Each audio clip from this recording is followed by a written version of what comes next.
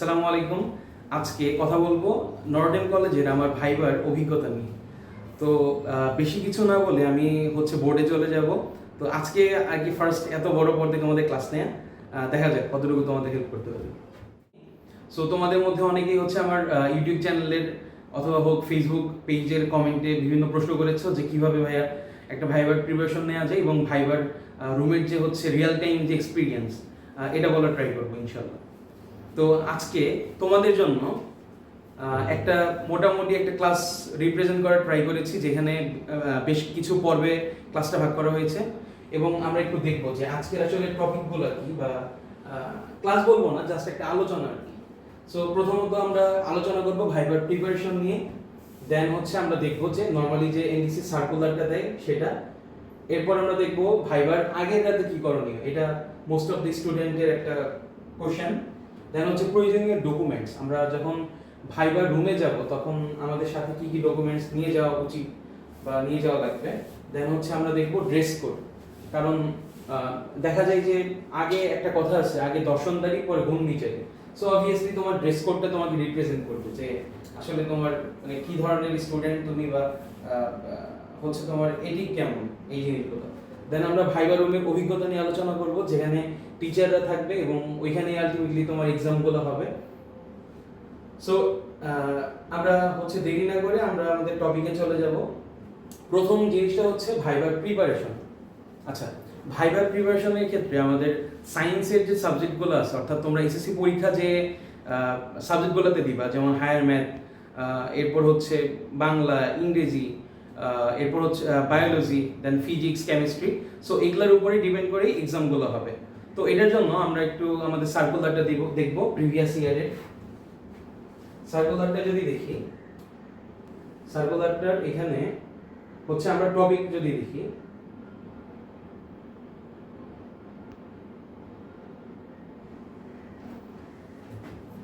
আচ্ছা টপিকের এখানে দেখো বিজ্ঞান বিভাগের পরীক্ষার বিষয়সমূহ। সো আচ্ছা, আমাদের টপিকগুলো বাংলা, ইংরেজি, higher math, physics, then chemistry and biology. So এগুলোর উপরে আর কি মেইনলি এক্সামটা হবে। আমরা যখন দিয়েছিলাম তখন এমসিকিউ এক্সাম ছিল, বাট পরবর্তী বছরগুলোতে দেখা গেল যে একটু কোশ্চেন প্যাটার্ন চেঞ্জ করেছে, বেশ কিছু শর্ট কোশ্চেন করেছে বা একটু অনুধাবনমূলক প্রশ্ন থাকে আর কি। সো এই যে সার্কুলারটা, এটা নিয়ে আমার অলরেডি আমার চ্যানেলে ভিডিও আছে, ওইটা একটু তোমরা দেখতে পারো। সো এটা নিয়ে আজকে আমরা কথা বলবো না, আমাদের আজকে টার্গেট ভাইবার প্রিপারেশন নিয়ে। আচ্ছা, সো ভাইবার প্রিপারেশনের ক্ষেত্রে কি, প্রথমত যে ভাইবার অ্যাকচুয়ালি কোশ্চেনগুলো কিভাবে করে। এখানে তোমার মেইন সাবজেক্টগুলো থেকে হালকা পাতলা কোশ্চেন করবে, এর পাশাপাশি তোমার দেখবে যে তোমার কথা বলার ধরন কেমন, তোমার কথা বলার মধ্যে কোনো আঞ্চলিকতা আছে কিনা। দেন তুমি আসলে কি ধরনের বিহেভিয়ার ক্যারি করো। এরপর তোমাকে হয়তো বেশ কিছু কোশ্চেন করতে পারে, পার্সোনাল কোশ্চেনও করতে পারে, ওইটা নিয়ে আমরা একটু পরে আলোচনা করব। তো এখানে দেখা যায় তোমাদের সাধারণ জ্ঞান কিছু কোশ্চেন আর কি করে।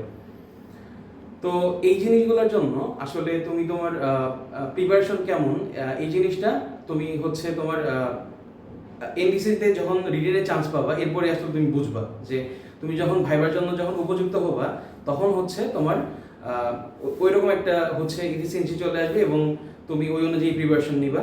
তো মেইন সাবজেক্টগুলো থেকে তোমার প্রিপারেশন নেওয়া লাগবে, প্লাস জেনারেল নলেজ থাকবে। জেনারেল নলেজের উপরে তোমাকে বেশ কিছু কোশ্চেন করতে পারে। আচ্ছা, এরপর ভাইবার আগের রাতে করণীয়। তো মেইনলি তোমার বেশ কিছু ডকুমেন্ট লাগবে। তুমি যখন ভর্তি হবা, ভর্তি হওয়ার যখন তুমি অ্যাপ্লিকেশন করবে, একটা ফর্ম দিবে, ফর্মটা পিডিএফ করা লাগবে, তোমার পেমেন্ট পিডিএফ করা লাগবে, পেমেন্টের পিডিএফটা প্রিন্ট করা লাগবে। অ্যান্ড তোমার যদি এক্সট্রা কোনো কোকারিকুলার অ্যাক্টিভিটিস থাকে, এটা অবভিয়াসলি এর একটা পজিটিভ দিক। তোমার অলিম্পিয়াড হোক বা বিভিন্ন মেধা অন্বেষণ বা প্রতিযোগিতা হোক, এই জিনিসগুলো থাকলে স্যারদের একটা পজিটিভ একটা ইম্প্যাক্ট আর কি পড়ে। সো এই জিনিসটা ইম্পর্টেন্ট। তো ভাইবার আগে রাতে কি করবা, বেশি পড়ার দরকার নেই, তোমার তো অলরেডি রিটেনের জন্য পড়া হয়ে যাবে। রাত 10টা বা 11টার মধ্যে ঘুমিয়ে যাবা। এবং যারা ঢাকা থেকে দূরে, মানে অন্যান্য বিভাগ থেকে যাবা, তারা অবভিয়াসলি ট্রাই করবে একদিন আগে যাওয়ার, যাতে নিশ্চিন্তে ভালোভাবে থেকে বা ঘুম দিয়ে কোনো একটা হ্যাসেল ছাড়া যেন তুমি পরের দিন সকালে ভাইবার রুমে যেতে পারো এবং তোমার মাইন্ডটা যেন ফ্রেশ থাকে। ঠিক আছে? আচ্ছা, তো এরপর আমি যদি বলি যে ভাইবার আগে রাতে হচ্ছে বেশি দেরি করার দরকার নেই, তাড়াতাড়ি ঘুমিয়ে যাবা। সকালে যারা ইসলাম ধর্মাবলম্বী আছো তারা ফজর নামাজ পড়ে দেন হচ্ছে হালকা পাতলা একটু দেখে যাবা, যে যে জিনিসগুলো দেখেছো সেইগুলো আর কি দেখবা। আর হচ্ছে এরপরে হচ্ছে ড্রেস কোড নিয়ে আমি যদি আলোচনা করতে চাই আমাদের, আচ্ছা প্রয়োজনীয় ডকুমেন্টস এটা নিয়ে অলরেডি বলে ফেলেছি। তোমার এসএসসির যে ট্রান্সক্রিপ্ট ছিল এবং টিচারের যে প্রত্যয়নপত্র, এই জিনিসগুলো সাথে রাখবা। তোমার বার্থ সার্টিফিকেট, এটা ম্যান্ডেটরি না যদিও, এক্সট্রা কারিকুলার অ্যাক্টিভিটিসের জন্য কোনো সার্টিফিকেট থাকে এটা এগুলো আর কি রাখবা। আচ্ছা, সো এরপর আসি ড্রেস কোড। এটা হচ্ছে আমার ইউটিউব চ্যানেলের মধ্যে মোস্ট এটা কোয়েশ্চেনেবল একটা জিনিস, যেটা হচ্ছে অনেকেই প্রশ্ন করে যে ভাই মানে কি ধরনের ড্রেস পরবো। তো রিসেন্টলি একজন কোয়েশ্চেন করেছিল যে আমি হচ্ছে এই আর মাদ্রাসা স্টুডেন্ট, তো আমি আসলে কি ধরনের ড্রেস কোড পরবো বা পাঞ্জাবি পরতে পারবো কিনা। অনেকের থাকে যে হচ্ছে জেনারেলে পরে, অনেকে হচ্ছে পাঞ্জাবি পরে। সো ওই ক্ষেত্রে আসলে এটা টিচার টু টিচার ভ্যারি করে, এবং আমি আমার ফ্রেন্ডদের থেকেও জেনেছি যে এই জিনিসগুলো অনেক টিচার ভালোভাবে দেখেন আর কি। তো একদিন, এটা তো আর কি একদিনের ফ্যাক্ট, ওইটা আসলে তেমন কিছু না। সো ড্রেস কোডের ক্ষেত্রে তুমি হচ্ছে একটা হোয়াইট শার্ট পরতে পারো, দেন এটার সাথে একটা ব্ল্যাক প্যান্ট অ্যান্ড হচ্ছে শু পরবা, জুতা পরবা, আর একটা বেল পরবা। টাই পরার দরকার নাই, এটা হচ্ছে এক্সট্রা একটা বার্ডেন থাকবে। আর চাইলে পরে হচ্ছে ঘড়ি পরতে পারো। সো এরকম একটা এই ফর্মে আমি মূলত গিয়েছিলাম। এটা ছাড়া আশা মানে আহামরি আসলে তেমন কিছু না।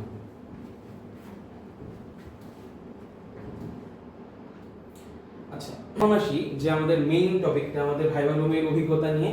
সো সর্বপ্রথম তুমি কি করবা, তোমাদের হচ্ছে ওইখানে সিরিয়ালি দাঁড় করাবে। প্রথমত হচ্ছে ফিল্ডে নিয়ে যাবে, ফিল্ডে নিয়ে যাওয়ার পর হচ্ছে তোমাদের যে সিরিয়াল নাম্বার দিবে বা একটা টেম্পোরারি নাম্বার, রোল নাম্বার দিবে, এটা অনুযায়ী হচ্ছে তোমাদের সিরিয়ালি দাঁড় করাবে।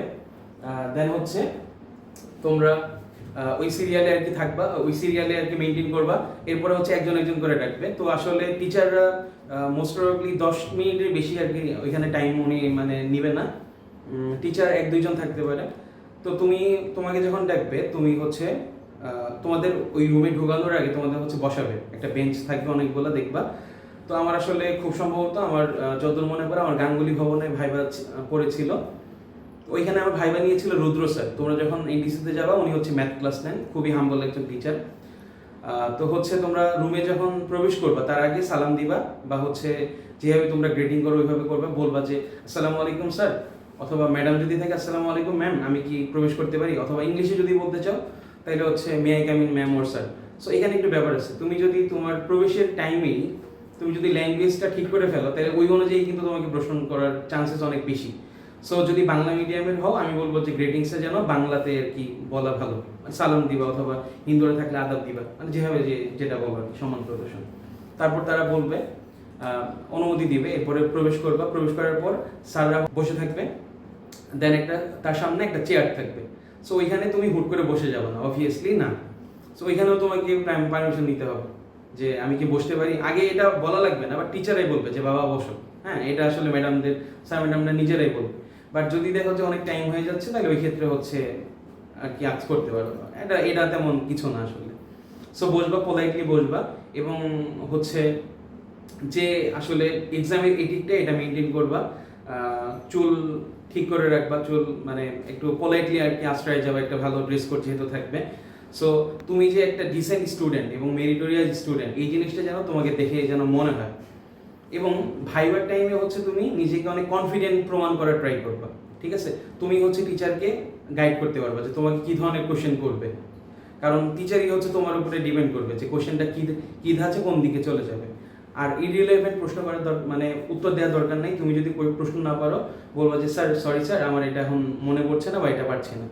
সো ভুল বলার কোনো দরকার নেই, কারণ ওইটা থেকেই তোমাকে আবার অন্য একটা কোশ্চেনে চলে যাবে, দেখা যাবে যে এটা আরও নেগেটিভ একটা ইম্প্যাক্ট ক্রিয়েট করে।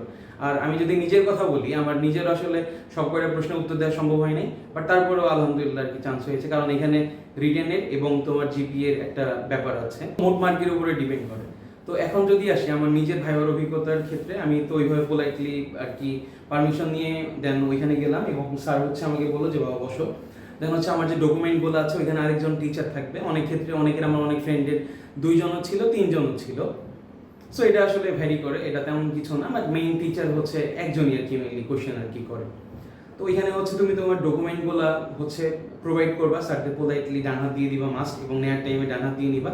ওইখানে আমার এক্সট্রা কারিকুলার বেশ কিছু ছিল এবং মোটামুটি ভালোই ছিল, 50 আপ ছিল। সো মানে মেইনলি আর কি এগুলো ছিল, আর অ্যাক্সেসরি আরও ছিল, বাট ওগুলো আসলে তেমন কিছু না। ফিজিক্স অলিম্পিয়াড দেন আদার্স এগুলো আছে আর কি। সো এই জিনিসগুলো একটা পজিটিভ ইম্প্যাক্ট ক্রিয়েট করি, এবং স্যার হচ্ছে যদি দেখে যে এটা হচ্ছে মোটামুটি ভালো একটা কিছু, তাহলে টিচারাই তোমাকে ওইটা নিয়ে অ্যাপ্রিসিয়েট করবে এবং দেখবা যে এটা একটা তোমার ভাইভাতে যে চান্স পাওয়া, এটা একটা পজিটিভ একটা সাইন আগেই পেয়ে যাবে, বুঝে যাবে। আচ্ছা, তো আমাকে বেশ কিছু আমাকে একটু ট্রিকি প্রশ্ন করেছিল, যে বলেছিল যে বঙ্গবন্ধু এক নামের কি ধানের নাম আছে, কোনো ধান আছে? বাট অ্যাকচুয়ালি তো বঙ্গবন্ধু এক তো ধানের নাম ছিল না, এটা হচ্ছে স্যাটেলাইটের নাম ছিল।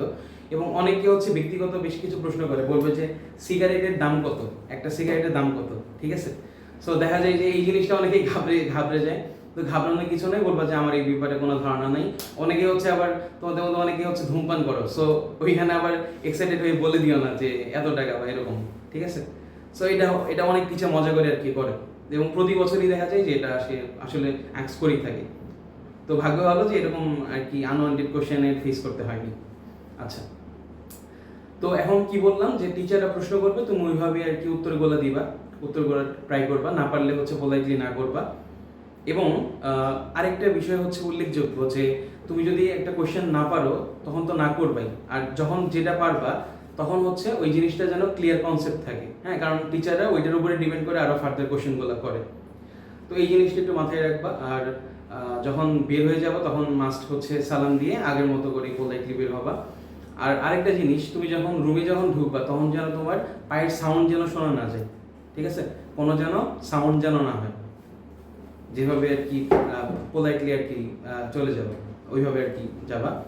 সো এই জিনিসটাই। আর আশা করি যে আজকে যতটুকু বললাম এর মধ্যে অনেকের বেশ কিছু প্রশ্ন ক্লিয়ার হয়েছে।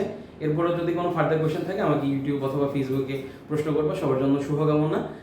তো আমি আন্তরিকভাবে চাচ্ছি যে যারা আমার চ্যানেলের সাথে কানেক্টেড আছো তারা আমার কমেন্ট বক্সে ভবিষ্যতে জানাও যে তোমরা নর্ডেমিয়ান হয়ে গিয়েছো। সবার জন্য শুভকামনা। আসসালামু আলাইকুম।